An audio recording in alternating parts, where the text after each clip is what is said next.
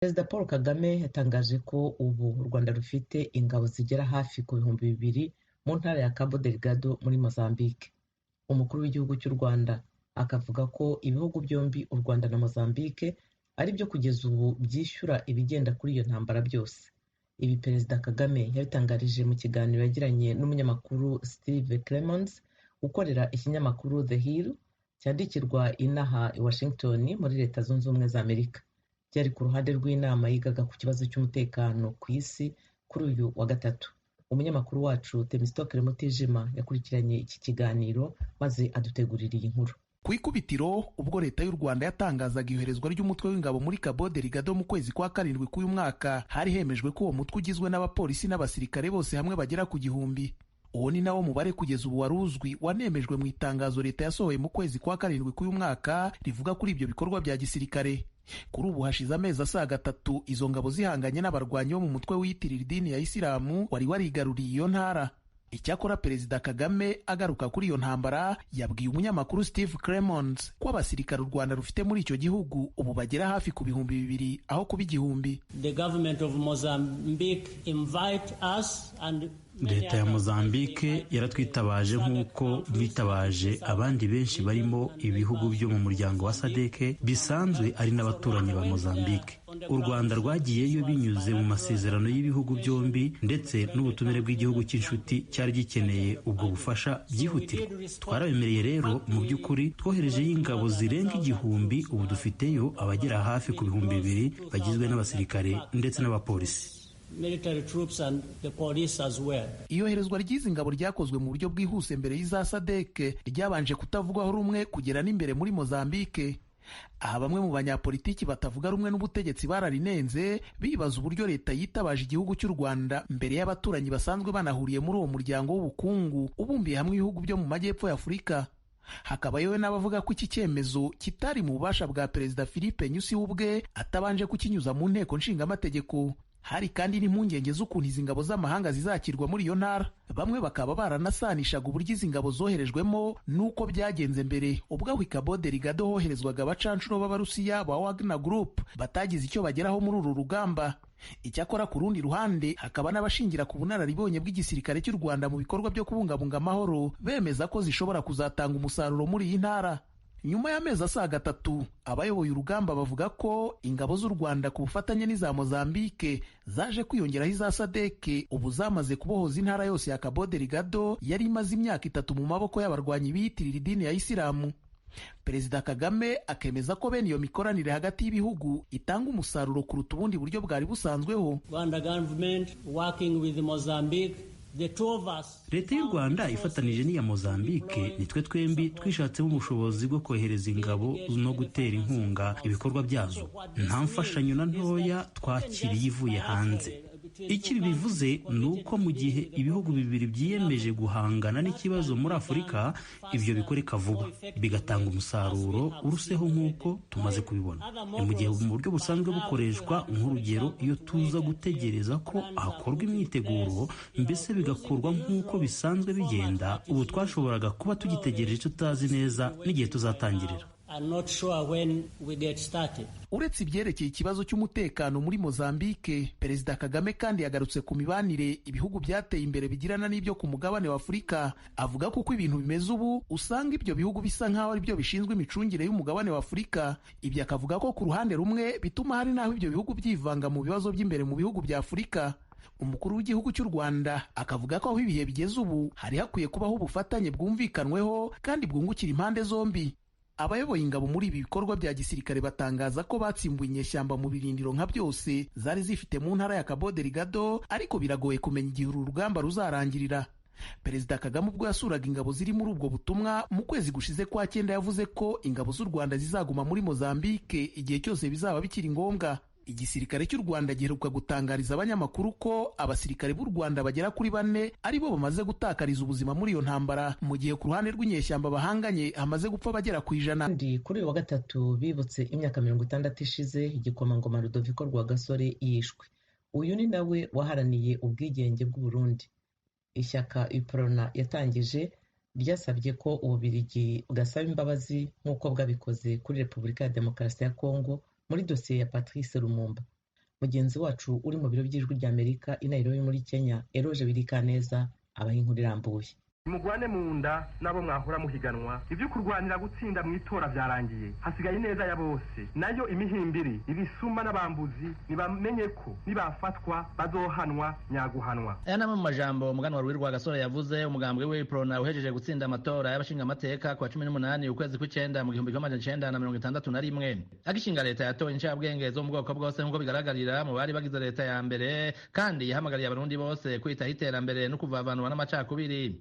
Gasore yashimangiye cyane ko n'abamugwanya muri politike ari abana b'u Burundi kandi igihugu kibakeneye. Ijambo ry'umwana w'umwami Mwambutsa wa kane n'ubumengo niho rikivugwa kuko ibibazo ryaganisha ko bigihanze abarundi aka n'agace karyo. Uyu munsi Iprona yatsinze ariko rero muri iryo tora uwatsinze n'uwatsinzwe n'abarundi basangiye intara bakagira umwami umwe naho nyene badasangiye umugambwe u Burundi burabakeneye bose. Uyu munsi hatsinze amahoro hatsinze iteka n'itekane ry'u Burundi kuko nyene ahatagira ubukuru nyabwo hatagira iteka ntihagire n'itekane. Igitsinze uyu munsi kandi ni demokrasi y'ukuri namwe murazi ko ico abarundi bifuza ari ubutungane bw'ukuri. Nshaka ko leta yoba umuvyeyi ahumuriza bose akabakingira. Kuri uyu gatatu w'ibirori nyamukuru byo kumwibuka vyabereye ku mugwa mukuru w'ubutunzi Bujumbura vyatewe iteka n'umukuru w'igihugu Evariste Ndayishimiye aherekejwe n'umutambukanyi wiwe n'abandi bubahwa batari bake. Imbere yo kuja gushira ingori z'amashurwe ku ntate mwarwa Gasore ku musozi wa Vugizo babanje kumva inkuka ya misa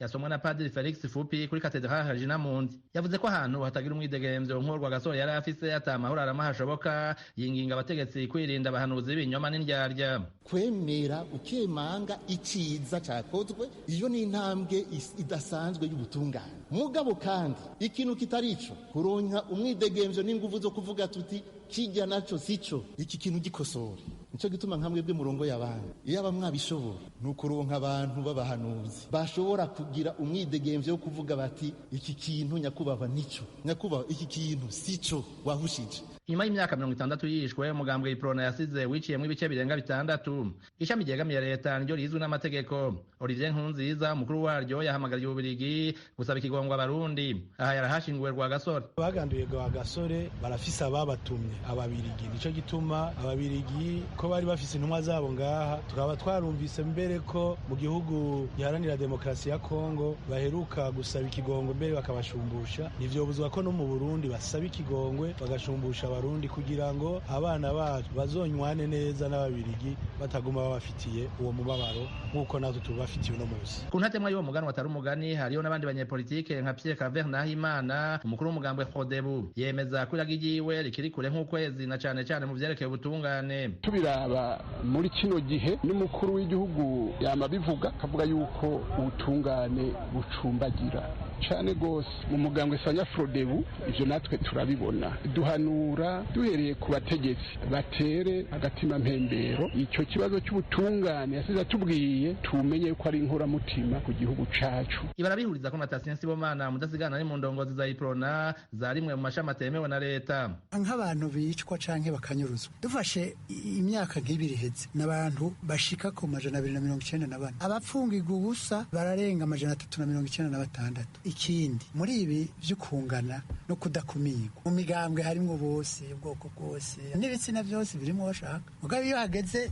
gutanga amabanga gushinga amabanga banabariya siko bimeze. Kasima Buduri nawe arongoye umugambwe PDZ gamibanga hanura abegwa n'ibibazo by'igihugu kwicarana kugirira Rwa Gasore rihabuzwe. Uko niko yabigijwe rya Amerika. Abarundi bo kwicara hamwe na cyane cyane abarongoye igihugu abanyepolitike bakicara bakaraba neza ingene igira Rwa Gasore twese tworikurikiza narijya abarundi twemeye yuko Rwa Gasore ari incungu y'u Burundi noneho tukaraba iragi ryiwe mwumvirije jambo yashikirije turumva neza yuko kugeza uno munsi rifise akanovera nejo rizoba rifise akanovera abarundi boshobora kubandanya biyumvira ko tukaraba twese ingene migambi Rwa Gasore yari afise yoje imbere. Umuganwa Rwa Gasore yishwe kwa 13 kwezi kw'icumi 1961 Uburundi buca buronka intayo kwikukira yazize ku itariki ya mbere ukwezi kw'indwi uyu mwaka wakurikiye. Yapfuye afise imyaka 29 naho bamwe mu nda y'ingoma begetswe ku rupfu rwiwe n'umugiriki George Sentare yagirije kumurasa kanavyemerera bishwe barashwe nta kuri kuzuye kuramenyekana kubijanye narwo. Eroje Burikaneza ijwi rya Amerika. Tukivuga kuri iyi nkuru umuryango w'igikomangoma Rwa Gasore utangaza ko unezerejwe n'ukuntu ukuri kurimo kujya habona ku ruhande rw'igihugu cy'Ububiligi muri iryo gandagurwa. Umwishywa we Anne Marie Ndenzako ejo yakurikiranye umuhango wo gutangaza igitabo cyiswe Meurtre au Burundi, ihotorwa mu Burundi, cyanditswe n'Umubiligi Dufite. Muri uwo muhango umwanditsi Dufite yasobanuye ko Ububiligi bufite uruhare mu iyicwa rya Rwagasore. Madame Ndenzako yafashemo ijambo. Mu kiganiro yahaye mugenzi wacu Frederic Nkundikije, yasobanuye icyo itariki ya 13 ukwezi kwa 10 yibutsa umuryango we.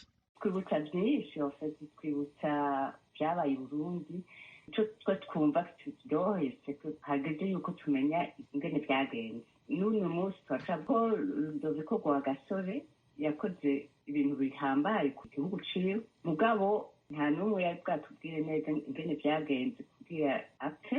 Twese twaribaza yuko buri hari ababirigi barimwo, hari abarundi barimwo, nta papuro twari dufite zerekana verite y'ukuri. Hanyuma duhura n'uyu muntu yitwa Dufite, twese amaprove amwe amwe ayatuzaniye, dusanga gukorana nawe, mugabo tugashaka yuko dukorana n'abana bukwa nta kica no kwakidendeza. Muravuze ikintu gihambaye cyane rwose, ukuntu umushakashatsi umwanditsi w'Umubiligi Dufite yabafashije gutorokanya amakuru yerekana cyane cyane mu buhinga bukomeye bwo kumenya uruhara barya na bariya bagize mu igandagurwa ryiwe. Uyu munsi kandi nk'uko twabivuze, uyu mushigantahe umwanditsi mwari kumwe mu kiganiro mwatanze, akaba yagaragaje cyane rwose uruhara rw'igihugu cy'Ububiligi. Ibiri muri ico gitabo mwebwe mubibona gute? Twakuze twumva ko ababiligi bari mbwa nta n'umwe ntavyerekana by'ukuri. Hari amazina yavugwa mbwa nta kintu cegeze gisohoka kivuga ati turafise amazina aba bavuze iki aba bavuze iki, cyane twarumva ikintu mbwa ata preuve n'imwe iriho. Ubu twabitoye mu archive. Buryo yadufashije rwose, niwe yagiye mu archive arafata amazina, arafata amatelegramme bandikiranye, amakete bandikiranye. Ubu donc turazi ko ababiligi barimo, ubu ni sûr ko barimo, ntabazoshobora kwinyereza bakutubwira ngo oya. Muri iki gihe uko kuriko kuraje habona ikintu mwifuza mu muryango wa nyakwigendera incungu y'Uburundi Rudoviko Rwagasore ni iki? Cya mbere bokora basi ni kwemera ati yego twabikoze, bakarekonesa ivyo bakoze. Iyo ni ikintu cya mbere. Ibikurikira hanyuma ça dépend des parlementaires, bizoca muri parlement y'Ababiligi. Uyu n'umunsi ntatushobora kuvuga bigenerizo, ngo bashoboye kwemera ati yego twarabikoze. Une reconnaissance serait déjà bien. Hari ikintu nka leta y'Uburundi yokora, nayo nyene turazi ko igize iminsi yagiriza Ububiligi. Hari ikintu leta y'Uburundi yokora muri iki gihe ukuri kuriko kuraje habona cyane cyane kuri ico gitabo canditswe n'uyu Mubiligi? Yashobora kuvuga gusa de la part de la famille yo kwa nta kica yatindereza emosi, shobora kuvuga byo leta y'Uburundi yoshobora. Mwavuze umurundi mwafatanije muri icyo gikorwa cyo gukorana n'uyu mwanditsi Aime Ntakica. Ndabona ko mwatanguye kuja hamwe mukasa nuko muri ko murarekuriranira icyo gikorwa cyo cyatanguye gute? Kaba nkuko mwatwabivuze se wiwe yaranyonzwe, yagizwa ko ari mu bantu bagandaguye Rudoviko Rwagasore. Abantu benshi barashaka gutangara kumva ko uyo mwahavuye mugiranira imigenderanire myiza. Byagenze gute? Byagenze ko twe twakuze tugenderanira, twe iwacu ntihabereke batuma yuko kandi twese hari ikintu dupana, onede kuja henshi. Hanyuma twe ntitwakuze batubwira ngo ntimugendane n'abajya, twe twakuze tuzinanye tugendana bisanzwe, tukone tuzi byabaye, mbwa ntavyo twahora abana hageze ngaho kabimenya, mbwa ntitubiganire. Cyo Dufite yakoze nuko yazanye ivyo bikaca bituma tubiganira, mbwa twabiganiriye bikwiriye kuko tugiranira confiance, kuko twumva ko ishobora kwankabaye n'ibyo bakoze, turafatana kugira tumenye ukuri. Mu gusozera kandi mu majambo make cyane rwose, mu kiganiro cyateranijwe namwe murimwo n'uyu mwanditsi nyene n'abandi batari bake bazi ibintu byinshi ku Burundi atari n'abarundi, ikintu muvuga mwoba mwakuye muri iyo nama, muri ico giteramo cakozwe, ikintu gishobora kuba cabahaye ayandi makuru yerekeye igandagurwa rya nyakwigendera Rudoviko Rwagasore, incungu y'Uburundi ni nkibi? Numvise nuko abakoroni bose mu bihugu byose ariko bagenda baragira umwaka umwe muri janvier kwezi kwa mbere bishe umuntu Rudoviko bica Rwagasore. Bisa nuko Congo na Mutara baramwishe. Dans plusieurs pays d'Afrique, c'était une façon de kura abantu bake bashobora kubabuza ibyo bashaka gutwara Afurika mu bakoroni. Ibyo twize uno munsi niko hari umuntu yabitubwiye neza ko c'était une façon ko babigenje kugira bagumane amakoroni yabo. Anne-Marie Ndenzako, murakoze cyane gose ku kanya mwahahira. Ya demokarasi ya Kongo, abaturage 4 barimo umugore umwe baraye baguye mu bitero abarwanyi ba mayimayi ya Kutumba bagabye mu mihana itandukanye y'abaturage b'abanyamurenge batuye mu Bibogobogo. Ni muri teritwari ya Fizi mu ntara ya Kivu y'Epfo. Umunyamakuru w'Ijwi ry'Amerika Vedaste Ngabo uri Uvira arakomeza inkuru. Abagwanyi ba mayimayi ya Kutumba bafatikanyije na mayimayi biloze bishambuke uyu munsi bazindutse bagaba ibitero ku baturage b'abanyamurenge bari Bibogobogo, bica bamwe muri bo, bakomeretsa abandi, banyaga amatungo, batwika n'imihana irenga 6. Ibi byemezwa na Ngirumukiza David, umuyobozi wa Bibogobogo Matare. Intambara yabaye hano iwacu yahereye saa 11 n'igice isherewe na biloze bishambuke na mayimayi ya Kutumba.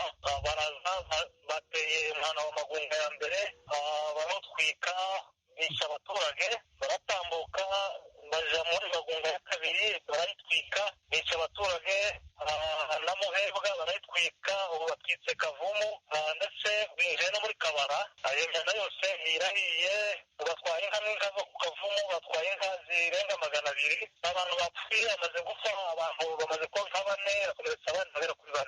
Bamwe mu baturage bavuka mu Bibogobogo bavuganye n'Ijwi ry'Amerika bavuga yuko mu gitondo batabaje inzego zitandukanye zirimo igisirikare cya Kongo na MONUSCO, ariko zikaba zitarabatabara. Ruhanga Alexi ni umwe muri bo. Tukimenya amakuru mu gitondo kare twahise twihutira kumenyesha inzego za gisirikare, yaba regima militaire iri Baraka ndetse ugeza kuri secteur hano Uvira, ndetse byaje kuba ngombwa ko tugerayo tubonana n'umukuru wa gisirikare ari we general uyoboye ingabo, tugerageza kumusobanurira ikibazo uko kimeze n'akarere uko gateye.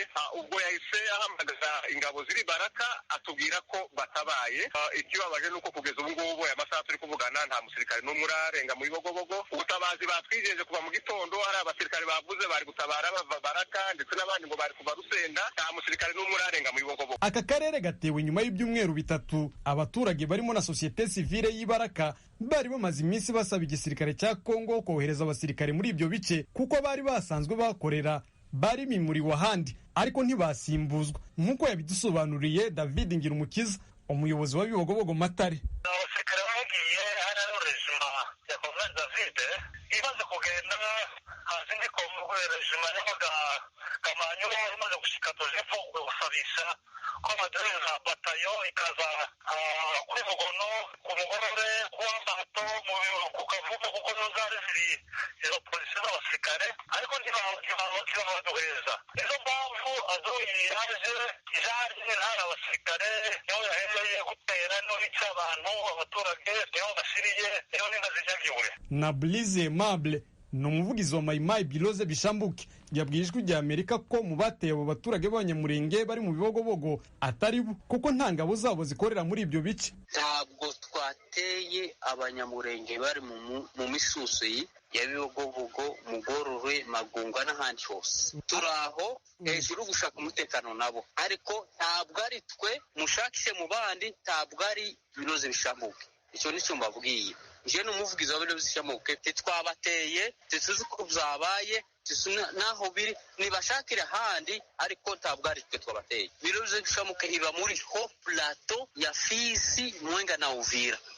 Aho handi hose ntahiba. Twagerageje kuvugisha abayobozi b'umutwe wa mayimayi ya Kutumba nawe ushinjwa mu majwi yo kugaba ibitero kuri aba baturage. Telefone yabo ngendanwa ntiyanyuramo. Hashize imyaka igera kuri 3 abaturage b'abanyamurenge batuye mu misozi miremire ya Fizi, Uvira na Mwenga bavuga yuko imihana yabo itegwa, bakicwa, amatungo yabo bakanyagwa n'imitwe y'abamayimayi na Red Tabara.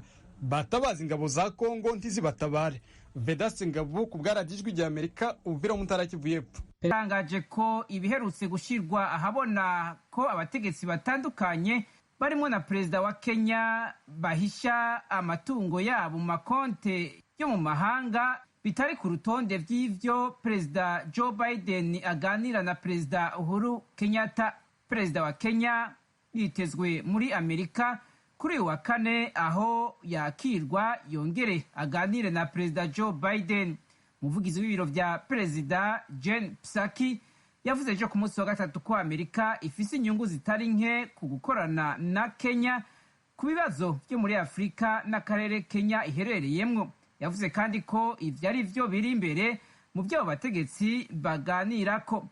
ariko perezidansi ya amerika ku munsi wa kabiri yari yavuze ko abo baperezida babiri bavugana kandi ko ari ngombwa gukorera mu muco no guhana ivyaha bifatiye ku mafaranga yibwa haba mu gihugu canke mu makungu hamwe n'ibiturire.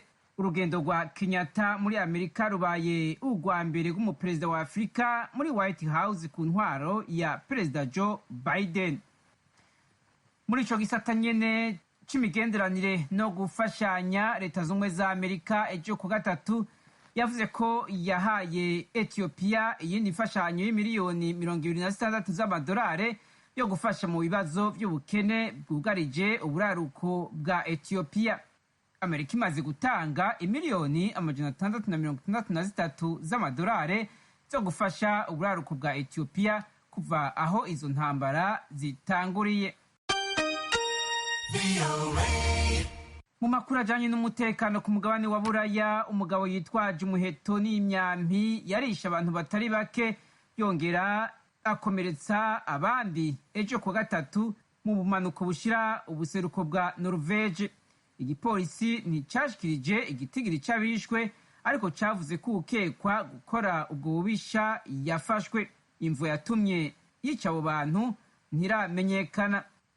Leta z'ubumwe za Amerika yatangaje ku wa gatatu ko izokugurura imbibe zo ku butaka ku ruhande rwa Canada na Mexique kuva mu kwezi kuza ku ngenzi zafashe incanco zose zisabwa nk'uko bikwiye. Iri yugururwa ry'imbibe ku bakora ingendo bajabuka imipaka yo ku butaka ritangajwe haheze ukwezi leta ya perezida Joe Biden itangaje ko izoreka abanyamahanga biteje doze zose z'urucanco kuva mu kwezi kuza. Itariki nyezina iyo ngingo izotangura gushigwa mu ngiro ntiramenyeshwa, ariko abategetsi bavuze ko bishoboka kuba mu ntango z'ukwezi kw'icumi. Leta ya Biden yamyiremerwa n'abashinga amateka ba Amerika, igihugu ca Canada hamwe na Mexique basaba ko ingingo yo kugara imbibe ikugwaho. Iyi ngingo yatumye imiryango itandukana kandi na leta z'ubumwe za Amerika irahombera amamiliyoni y'amadolari atari make yahora azanwa na ba mukerarugendo. Perezida w'Uburusiya Vladimir Putin yavuze ejo kuwa gatatu ko abarwanyi b'imihari y'intagondwa bamuka muri Iraq na Syria bariko barinjira ku bwinshi muri Afghanistan. Perezida Putin yavuze ko abakora iterabwoba batumbereye guhungabanya umutekano mu bihugu bibanyi. Putin yarakunze kugabisha ko imigwi y'intagondwa yikika inyuma y'uruhagarara rwa politike ruri muri Afghanistan kugira yinjire mu bihugu bibanyi vyahoze ari ivy'abasoviyete mu kwita impunzi. Mu gihe Uburusiya bwerekanye icizere ku butegetsi bushasha bw'abatalibani, Uburusiya bufise amakenga y'umutekano muke mu karere ka Aziya yo hagati hari ibirindiro vya gisirikare vyabwo. Mu ndwi iheze intumwa y'Uburusiya muri Afghanistan Zamir Kabulov yavuze ko Uburusiya buzotumira abatalibani Moscow mu biganiro mpuzamakungu bitegekanijwe ku itariki ya 20 y'uku kwezi kw'icumi.